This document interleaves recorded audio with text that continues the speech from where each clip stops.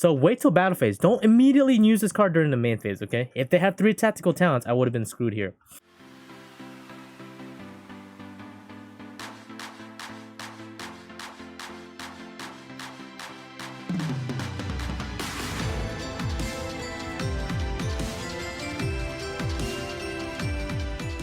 What is up, all you beautiful people? It is I, AkemiTCG, back with a brand new video.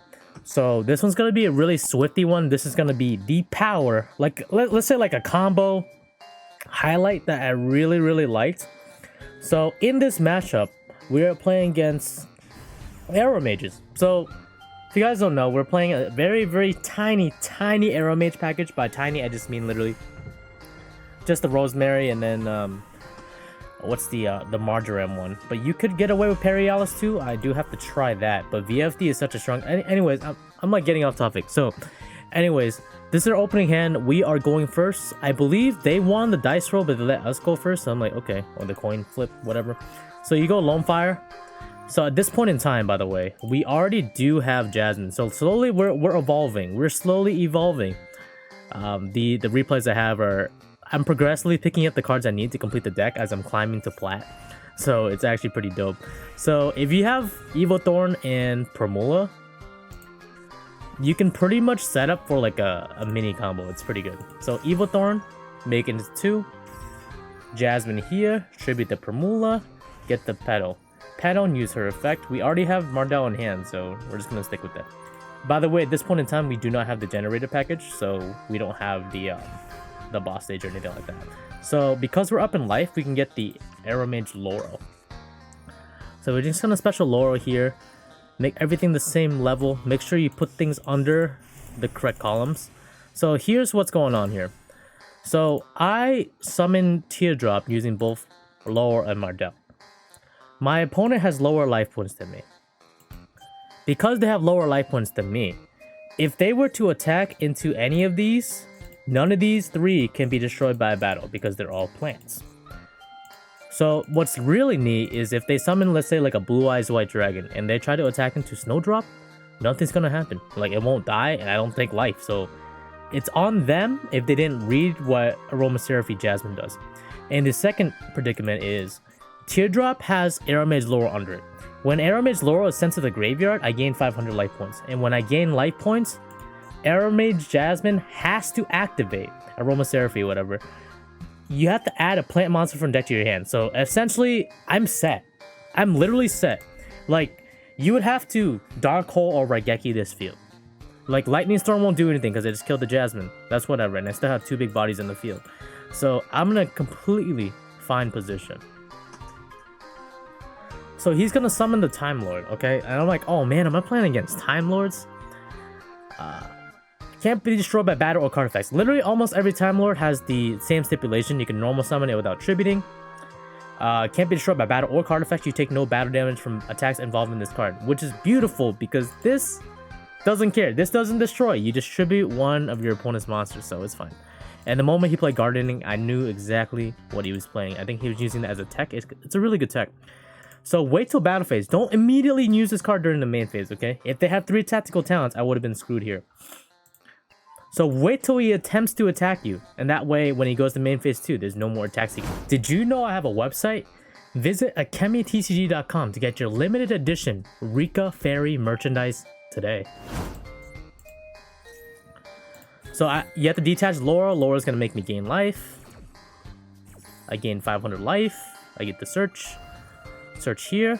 I search for Hellbore. You do want targeting protection because, you know, it's kind of dope. I'm not gonna lie, it's kind of dope. I wish it protected from Impromptu, but it's whatever. I don't think the card would even be broken at that point. So anyways, Petal comes back during the end phase because I have plants. Petal, and use Petal's effect. And I'm really wary about these 2 back row. So if there's back row, you always have to almost sometimes assume the worst. I know they play Drag Winds and I know they play Blessed Gardens. Those are the 3 main trap cards here. But as of right now, these are kind of irrelevant. But I understand why he's using these early. So basically, he can send a plant monster to gain 500 life points. If he gains life points, he can destroy one of my monsters.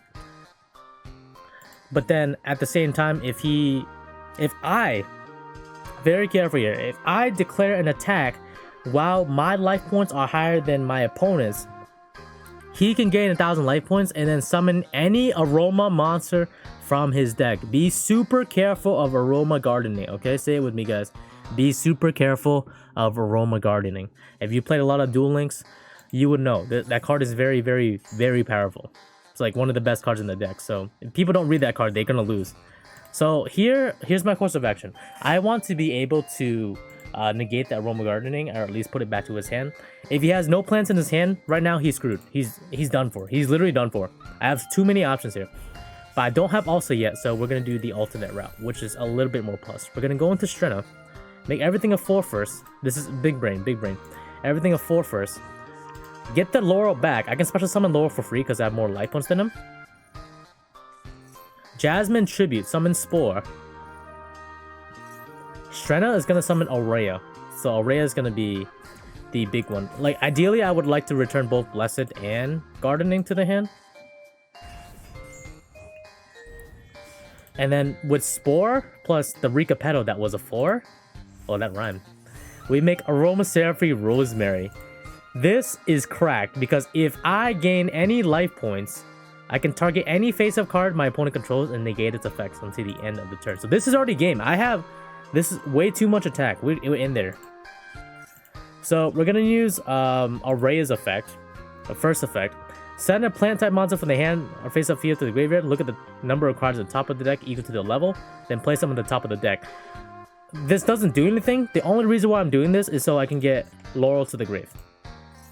So I gain 500 life points, and I use Rosemary to negate the gardening. So no matter what happens, even if Aurea's effect doesn't go off, if he has no plants in hand, my opponent literally loses. Literally will 100% lose. So we get Erika in hand, so just extra BM. And use Aurea's effect. Let's mill 3. Draw. Oh. So I hit Chalice and 2 draws. Nothing happened. So literally nothing happened. Nothing happened. So it doesn't matter, because the gardening got negated, and he doesn't have any plants in hand, so I smack with all 3, and that's GG. That's it. That's all it takes, guys. Literally, couple highlights to learn.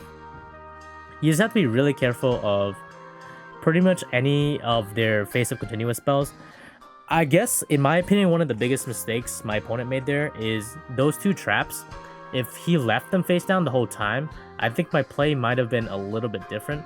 But because I knew exactly what traps he had, the Dried Winds and the Blessed Winds, it really didn't matter because my plays were 100% safe. If you have a trap card in Yu-Gi-Oh, okay, this is the lesson. I always want to reiterate this lesson. If there's a trap card face down in Yu-Gi-Oh, that is a major threat. There are literally thousands of trap cards in this game, and that could have been any of those thousands. That could have been a Magic Cylinder, could have been a Drowning Mirror Force, I could have been screwed.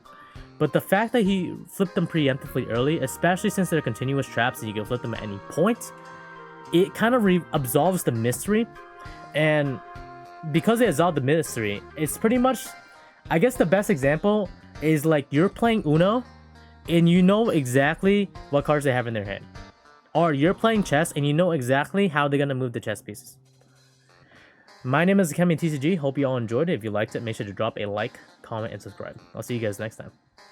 Peace. The world ends now.